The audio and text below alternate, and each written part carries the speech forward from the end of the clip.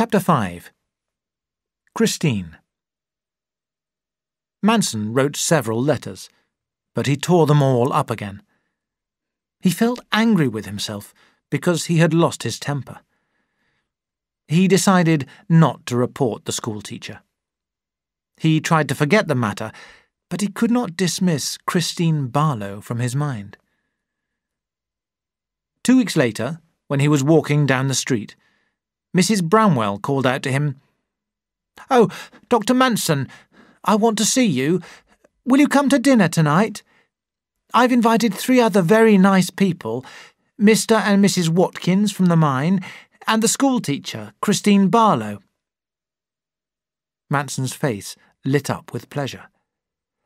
"Well, of course I'll come, Mrs. Bramwell. Thank you for asking me."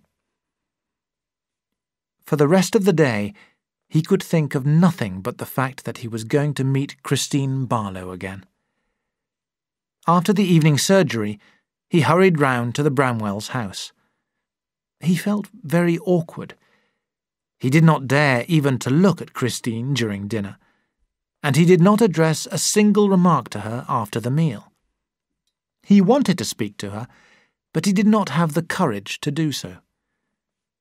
But when the dinner party ended, he spoke to her as she was leaving the house. "Miss Barlow, may I take you home?" he asked. "Thank you, but Mr. and Mrs. Watkins have already offered to take me," she told him. Andrew felt very disappointed. "I want to say that I'm sorry," he said suddenly. "I behaved very badly. Your decision about that boy was right. I admire you for it. Good night." He did not wait for her answer. He turned round and walked down the road. For the first time for many days, he felt happy. Andrew had never been in love before. He was afraid to fall in love, afraid that it might get in the way of his work. But he could not control his feelings for Christine. He wanted with all his heart to see her again. Then, one day in May, he received a note from her inviting him to supper. On the following evening, he almost ran to the house where Christine lived. He arrived early, before the Watkins, who had also been invited. Christine gave him a warm welcome. He was so pleased that he could hardly speak.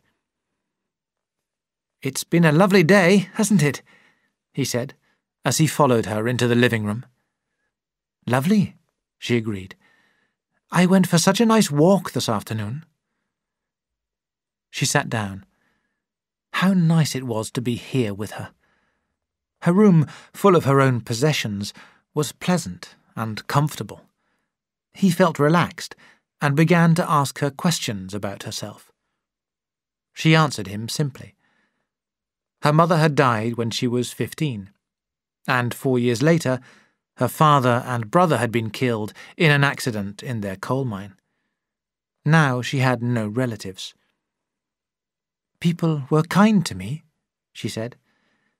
"Mr. and Mrs. Watkins were especially kind. I came to work at the school here." She paused. "But I'm like you. I still feel strange, a little lonely here." He looked at her.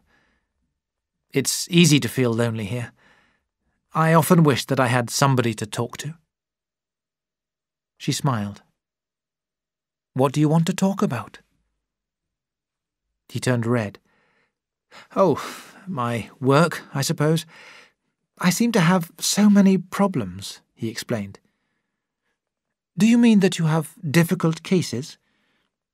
"No, not really." He paused. "When I came to Drenefi, I imagined that a doctor's life would be very pleasant, but now I am discovering that it is far from that. The system is all wrong. For example, a patient comes to the surgery for a bottle of medicine and is given coloured water. It isn't right. Doctors don't take enough trouble to find out what is wrong with a patient before treating him.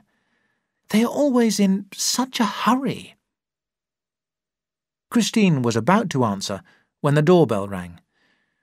She rose, saying, "I hope that you will tell me more about this another time." Mr. Watkins and his wife came in, and almost at once they sat down to supper. It was a good meal, and nicely served.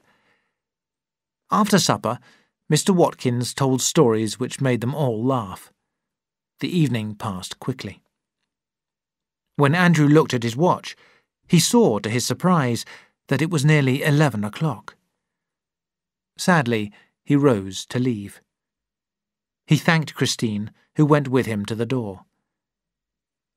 "Please, can I see you again?" He paused. Christine, will you come out with me one evening?" She smiled. "Well, I might." He wanted to kiss her. He held her hand for a moment, turned, and ran down the path on his way home.